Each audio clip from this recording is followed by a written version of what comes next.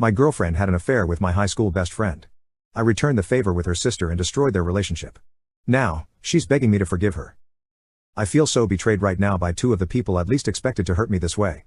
Before I, 24, male, had ever met my girl, 23, female, I was friends with Dan. We'd known each other since high school, when we were both awkward kids with no social skills. We hit it off and stuck together through everything. We even kept in touch through college, even though he went to school out of state while I went to school closer to home. He was always like a brother to me. We went to each other first with good or bad news and were always in each other's corner. If not for Dan, I would never have started dating Melissa. She and I met at a friend's party. She had an energy about her that drew me in. I was fine with watching her from afar, but Dan pushed me to talk to her. We clicked instantly and eventually left the party to get drinks somewhere else. We had a conversation and found out we had a lot in common. I know it sounds like a cliché, but right then, it seemed like we were made for each other. We met for a few more dates after that, and within 2 weeks, we were official. Dan was the first person I called with the news. He was genuinely happy for me, especially since I hadn't had the best luck with women. With Melissa, though, things were different. We were that annoying couple that was way too clingy with each other wherever we went. We were inseparable, and when we were apart, we were always checking in on each other with phone calls and texts. Dan would often joke that I'd been whipped. Honestly, he was probably right. Looking back, it might have been a bit much, but hey, I was freshly in love. Dan would hang out with us at my place sometimes to watch movies and play games. Back then, I never noticed anything off between him and Melissa. I was happy that two of the most important people in my life got along so well. Sometimes, Melissa would even suggest we invite Dan over to watch a movie with us or go out for drinks. I'd always happily agree. The three of us felt like the sort of close friend group you'd see in a sitcom, think Seinfeld or something. It was about 1.5 years into our relationship when I noticed things were getting strange. Melissa and I weren't spending as much time together. She'd cancel plans, saying she was busy with work or too tired to go out with me. We weren't texting as much as we used to. I just assumed we were finally moving out of the very long honeymoon phase. Not fun, but it's a thing that happens to every couple. What was weird, though, was that Dan was acting strange, too. He was making up excuses about why he couldn't hang out. I didn't think much of it, I just thought life was getting in the way for both of them, and it was a coincidence.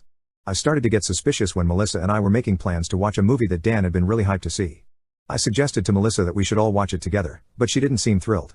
She said we should watch it alone, just the two of us. I told her Dan would never forgive me if I watched it without him, mentioning it had been ages since the three of us hung out together. I called Dan and told him about the movie. He was excited and practically cheered, but when I mentioned Melissa was coming, he got quiet and made an excuse, saying Melissa and I should watch it together and he'd find another time. That was when the gears started turning.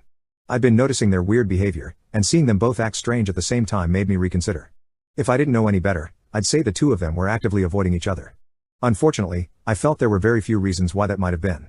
I wondered how I would bring it up. It was a weird topic, but I had to make sure things were okay between them. Is everything okay between you and Dan? When I said that, her head snapped toward me, which was all the confirmation I needed to know I was on the right track. What do you mean?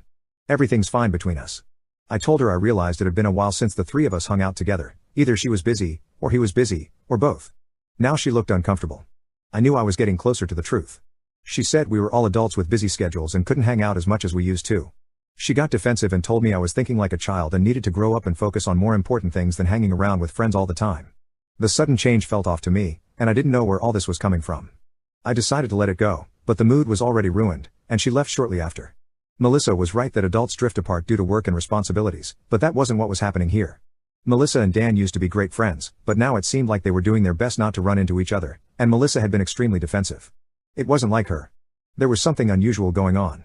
Was there bad blood between them? At this point, the idea of infidelity flashed in my mind, but having known Dan for so long and being so close to Melissa, I still didn't seriously entertain it. I decided I would talk to Dan instead. Melissa seemed touchy about it, but Dan was a guy, and guys are more straightforward about this kind of thing. I figured I'd get a straight answer from him, and then we could figure out how to fix whatever was wrong between them. I didn't want anything to ruin the friendship we'd built. The next day, I called Dan after work and asked if he'd be free to grab some drinks. He hesitated for a second, but he eventually agreed when I mentioned Melissa wouldn't be around. We met up at the bar where the three of us used to hang out, and it almost felt like old times. We talked about random stuff, sports, work, and girls Dan liked. I wanted to ease into the real reason I invited him out, but I was also enjoying catching up like we used to. But Dan was sort of guarded in some of his answers, like he was trying to avoid certain topics. Is everything cool between you and Melissa? He looked up at me suddenly, and I was sure I saw panic in his eyes, but he quickly laughed. Yeah, man. Why do you ask? I told him I noticed they didn't hang out anymore and seemed to be avoiding each other. I told him how Melissa got defensive when I brought it up. Dan took a long sip of his beer, like he was stalling. You're just imagining things. We're cool. You know how life is. People get busy. He was trying to play it off, and that annoyed me. We were usually open with each other, and now he was being shifty. I told him, more assertively this time, to tell me what was going on. I don't want to get in the middle of anything. If Melissa is acting weird, that's between the two of you, okay? That was weird. It was extremely obvious at this point that Dan was being defensive too, which was very unlike him. I got mad at this point. Just talk to me. Why are you being so weird about it? Dan couldn't meet my eyes, and suddenly, the realization flashed across my mind. It sounded too stupid to believe, too stupid to even say out loud. It's not that I hadn't considered it, but I had refused to think it was a real possibility. I decided to drop it as a joke and watch his reaction. Are you sleeping with her? Dan winced when I said that, and it felt like I'd been stabbed. I knew Dan better than anyone else, and that reaction might as well have been a nod and a thumbs up. Dan, tell me you're kidding. Talk to Melissa. Dan tried to stand up, but I put my hand on his shoulder and roughly forced him back into his seat. He still wouldn't meet my eyes. We sat there in silence for a while. I could feel the rage boiling inside me. My best friend was sitting across from me, looking guilty as hell and confirming my worst suspicions without saying a word. I tightened my grip on his shoulder so he couldn't feel my hand shaking. I shouted at him to say something, but he just looked down at his drink. My heart was pounding. Not Dan. Not Melissa. The two of them? The two people I cared about the most? In that moment, I felt a wave of anger, and I wanted to hurt him the way he'd hurt me. I've never been a violent person, but before I knew it, I punched him, and he fell onto the floor. He didn't fight back, he just looked like he was bracing himself for another attack. I'm sorry.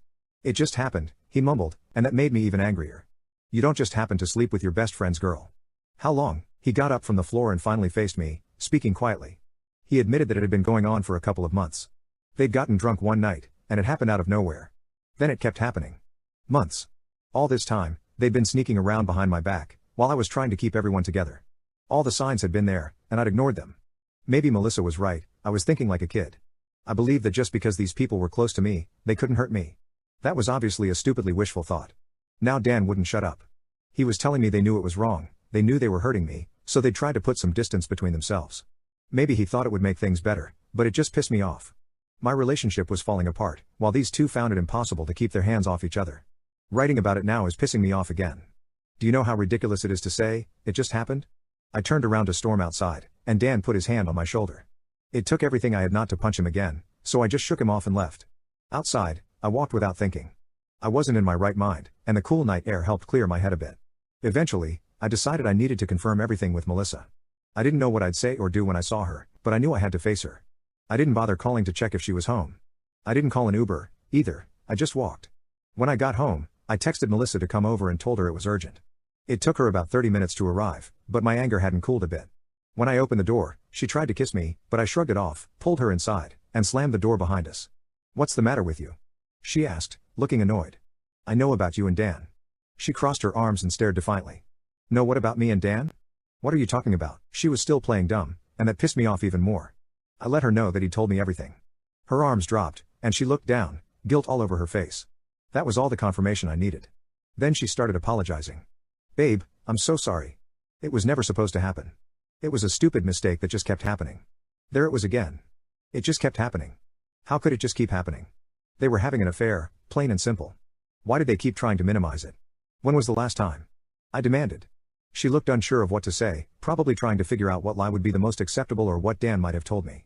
I lied, saying, remember, Dan already told me everything. Last week, she finally admitted, but we hadn't done anything for 3 weeks before that. That part stung hard. She couldn't convince me she regretted it if they'd slept together just a week ago. I clapped sarcastically. I can't believe you would do this. I can't believe he would, too. He was like a brother to me. She rolled her eyes and said, I mean, he's not really your brother. That was supposed to make it okay? I asked her, and she tried to say I was making it sound worse than it was. I let her know it didn't need my help to sound bad, it was already awful. I'd heard stories of people getting defensive after being caught, but I never thought I'd experience that. We fought over it for a few minutes. She started calling me childish again, deflecting blame. I didn't let her, and we went back and forth until I was shaking with rage. I couldn't believe she'd betrayed me so deeply and was still trying to pin the blame on me. I needed to move before I did something stupid. I was furious and ready to punch a wall. Instead, I stomped around the apartment, picking up all her things and tossing them into a pile in the living room. She followed me the whole time, pleading. I told her to pick up her stuff and get out, or I'd throw it all out myself. She refused at first and kept begging, but I got tired of hearing her voice. Suddenly, the voice I loved was grating to me. I picked up her things, walked to the door, and threw them into the hallway. She went out after them, and I slammed the door behind her. She knocked on the door, calling my name for a few minutes, but I didn't answer. I spent some time getting myself together. I cried, had a few beers, and now I'm here, sharing my story. I don't know how to move on from this. I don't have anyone else, I just had the two of them. Melissa came into my life and took the only person I had apart from her. It hurts a lot, but I don't want to wallow. I'll pick up the pieces eventually. But first, I want to think of a way to really make her pay. Update: so, I'm the guy whose girlfriend cheated on him with his best friend. I was in a bad place after the incident, but a lot of comments helped me out. I think I might even have a couple of new friends from people who reached out in my DMs. Thanks to everyone for the support, you all really helped me pull through. A popular opinion was that I should just forget about the two of them. But I couldn't. I wasn't about to let them have a happy life together after what they did to me. I wanted to do something that would ruin whatever they had between them because, let's face it, once I was out of the picture, they'd go right back to each other every chance they got. I couldn't stop them, but I wanted to make sure I felt better if it happened. One of you gave me the idea I eventually went with. I think it was meant as a joke, but it sounded like poetic justice to me. Now you have to sleep with her sister. Fair is fair. I couldn't get the idea out of my head. And just so happens, Melissa does have a sister, Claire. I didn't know Claire very well, we'd met a few times, and she really seemed to like me. I liked her as well, though I'd never had any feelings for her, even though she looked like a younger, slightly prettier version of her sister. For one thing, I'm not a cheating piece of crap like Melissa. But times had changed. I wasn't with Melissa anymore, and this was war now. The plan wasn't really to sleep with Claire. For starters, I don't think I'm enough of a stud to charm any girl on demand. The game was simply to make out with her or even just attempt to kiss her. I just wanted Melissa to know I'd made a move on her sister, so she'd taste a fraction of that kind of pain. I called Claire and started fake sobbing about my breakup. I told her how much it hurt and asked if I could come over and talk about it. Claire invited me over right away. She was sympathetic, listening the whole time. I didn't mention the cheating, I just cried about how perfect Melissa had been for me, how heartbroken I was, and how I thought we'd end up married. I laid it on thick, sobbing about how lost I felt. Claire listened attentively, comforting me with soft words. She even gave me a hug when I let a few tears fall. I could see Claire softening up, and I knew it was almost time to make my move. She was sitting beside me, one hand on mine, and she was misty-eyed too. I made myself look vulnerable, looking into her eyes with a hurt expression. I don't know how to go on. I wish I could move on, but it's too hard. Being here with you helps, though. You're a good person, Claire. Better than Melissa. She smiled softly, clearly falling for the act. I leaned in and kissed her, and to my surprise, she didn't pull away. She didn't kiss me back right away, but eventually, she did. I assumed she was weighing the situation, and the scales eventually tipped my way. After that, things got a little hot and heavy, though we didn't go all the way. Eventually, she pulled back, flustered, and said, "What are we doing?" I apologized and told her I'd gotten overwhelmed. I left as soon as I'd gathered my things, and before I was out the door, I was already dialing Melissa. I told her to meet me at my place for a final talk. Melissa was waiting outside my door before I got back. "First of all," she started, "I just wanted to say I'm sorry. I didn't handle this well. I know I hurt." I cut her off because I didn't want her apology. There was no room for it, and I didn't want even a slight chance of feeling pity for her. "It's fine. I'll forgive you for sleeping with Dan if you can forgive me," I said. She looked at me warily. "What did you do?" "I kissed Claire. Actually, I did more than that. I made out with her." Melissa exploded. She screamed, cried, and called me every name in the book. She grabbed me by the shirt, and she looked like she'd lost her mind. I shook her hands off and stepped back. "How does that feel?" I said. "I figure if you can accidentally sleep with my best friend multiple times, then I can accidentally make out with your sister at least once." Melissa had no response to that. She just stood there, ugly crying. "I want you to know that you brought this all on yourself," I said.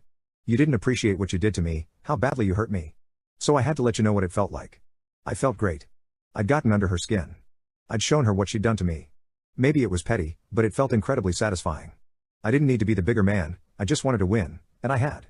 After that, I got a few texts from Dan. He was mad at me for going after Claire, and I reminded him he had no moral leg to stand on. After that, he stopped trying to berate me and just updated me on Melissa and Claire. He said he and Melissa had stopped seeing each other. She blamed him, in part, for what I'd done with her sister. He also said Melissa often brought me up when they talked, saying how much she regretted what she did. She and Claire weren't speaking much, and Claire hadn't contacted me at all. Dan asked me if there was still any chance the two of us could be friends. I told him point blank that I could never trust him again.